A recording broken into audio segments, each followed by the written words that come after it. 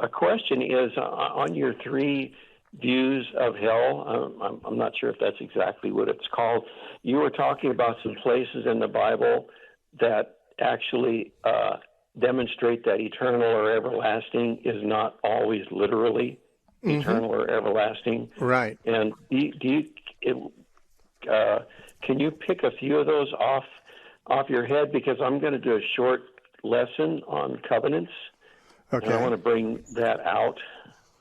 Okay. Well, yeah, first of all, the first place you look for that kind of thing, of course, is in the lexicons, because they're the dictionaries of the Greek language, and they tell what the words mean. And the lexicons tell us that the root word of the word aionios, which is the New Testament word for eternal, and olam, which is the Old Testament word for eternal, the root words, those mean over the horizon or hidden from our view. Something far away that is so far that we can't see it from here because it's over the horizon from our field of vision. So this then becomes a question of, well, how far does it go? You know, now in some cases, things that are beyond, where the end is beyond our field of vision, can easily be eternal. They can easily be things that don't have an end. Like, for example, God. God is eternal, and he has no end. Immortality is eternal. It has no end. And so, but then there's other things that have an unforeseeable end that are not at all eternal, but they are used, the same word is used for them.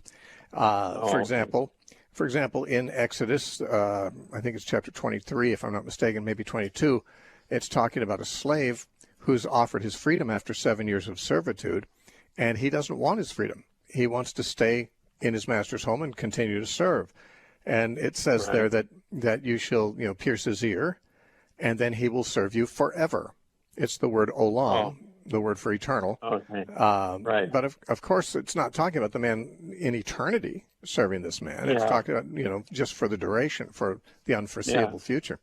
And for as long as he lives or something like that. Right. And Psalm 24 talks about the everlasting gates of Jerusalem. Same thing, olam, everlasting. The gates. We read about the everlasting hills in the Bible. But if the earth's going to melt with a fervent heat, we're not going to have any hills lasting forever and ever, literally. So there are quite a few of those kinds of things. And outside the Bible, too, in the Hebrew and in the Greek, there are many examples as well of aionios in the Greek and olam in the Hebrew, not meaning necessarily something that's endless. Now, again, if something is said to be olam or aionios, it could be something that's endless, but you'd have to learn it from other information. For example, people say, then how do we know that eternal life is really forever? Well, because it's not the only terminology we have for it. Jesus says, for example, whoever believes in him will never die. And there's reference to immortality. We obtain immortality. Our bodies are raised immortal and so forth. So those are words that make it clear that when we talk about eternal life, this eternal life happens to go on forever. But the word aionios, eternal, may not be talking about that aspect of it, because the word aionios comes from a root word meaning age, ion in the Greek. And it is it's an adjective based on that noun, age.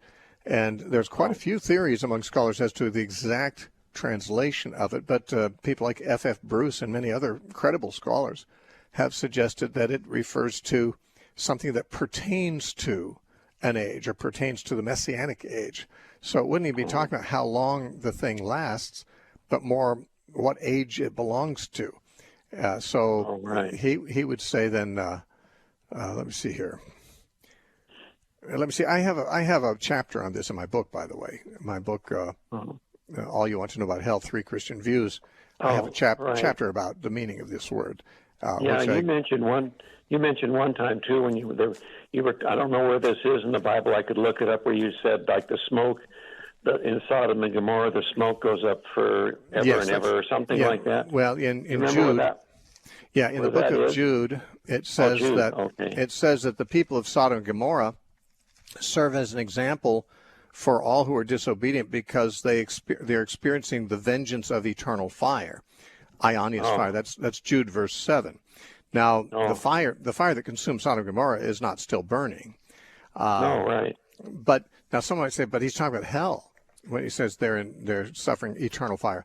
Well, maybe they are, but I don't see how that could be what he's talking about here, because he's talking about the eternal fire they've suffered serves as an example to other onlookers, and no one can see anyone in hell.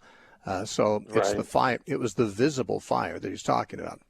Now, one view of the word aionios is that because something comes from the presence of God and he is eternal, and it is his fire, then it is eternal fire. Even if it just flashed for a moment and burned up Sodom and Gomorrah, it was still the fire of God. Our God is a consuming fire. Eternal. Yeah, and he's eternal, so it's eternal fire in that sense.